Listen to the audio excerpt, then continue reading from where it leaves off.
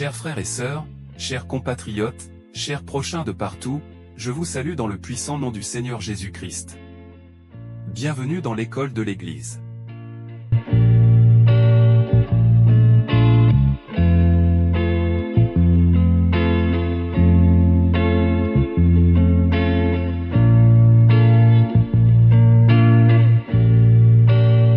Aujourd'hui nous allons faire le premier pas dans notre voyage de 1000 km avec une vidéo d'introduction de la séquence titrée « L'Église, de l'idée à la concrétisation ».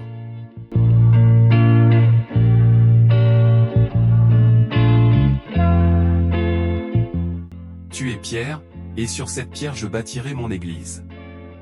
Comment une simple déclaration a-t-elle pu donner naissance à une institution, une communauté aussi puissante et durable ?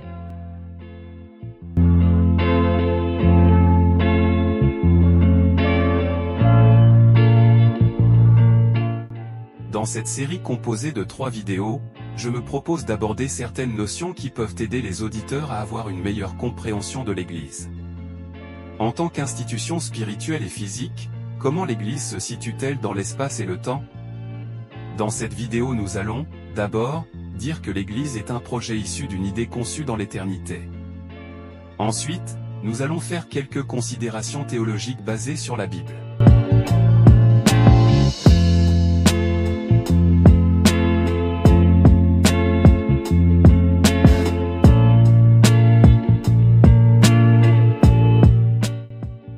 Si notre monde est caractérisé par l'espace et le temps, ce n'est pas le cas pour Dieu, car son existence échappe à toute détermination chronologique. Ainsi nous pouvons affirmer que l'Église est un projet de Dieu dès la fondation du monde, matérialisé avec l'avènement du Christ, inauguré après l'ascension de Jésus. Mais l'Église, ce temple, cette maison de Dieu est en construction, Jésus est en train de la bâtir, le Saint-Esprit supervise le chantier.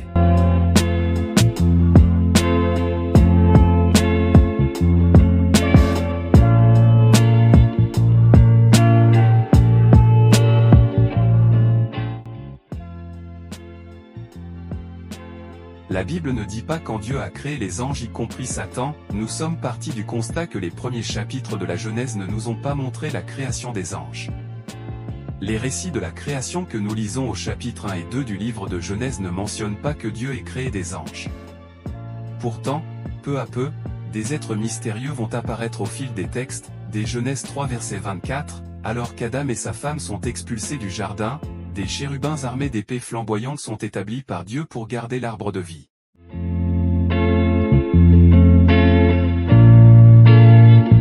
Dans l'histoire des patriarches et des serviteurs de Dieu, Abraham, Jacob, Moïse, Josué, Gédéon, nous voyons l'activité des anges. Le livre de Job nous apprend que les anges ont été créés il y a très longtemps avant la terre, Job 38 versets 4 à 7.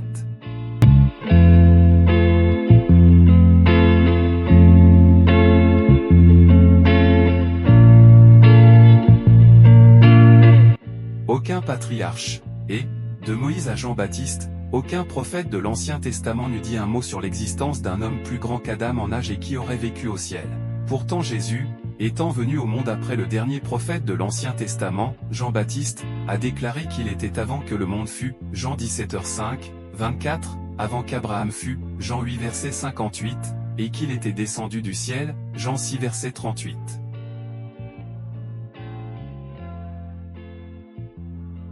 Faisons l'homme. Genèse 1er verset 26. Voici, l'homme est devenu comme l'un de nous, pour la connaissance du bien et du mal. Empêchons-le maintenant d'avancer sa main, Genèse 3 verset 22. Allons. Descendons, et là, confondons leur langage. Genèse 11 verset 7. À qui Dieu parlait-il ? Nous pourrions répondre, à Jésus et aux anges. La fondation de l'Église fait partie de l'éternité de Dieu.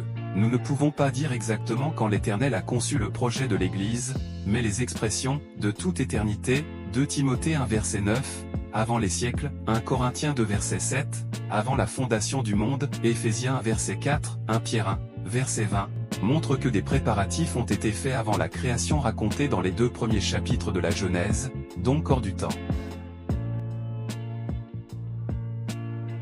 Chers frères et sœurs, chers compatriotes, Chers prochains de partout, dans cette leçon d'introduction nous avons vu que comme tout projet, l'idée de l'Église fut conçue par Dieu à un moment de l'éternité qui dépasse notre entendement.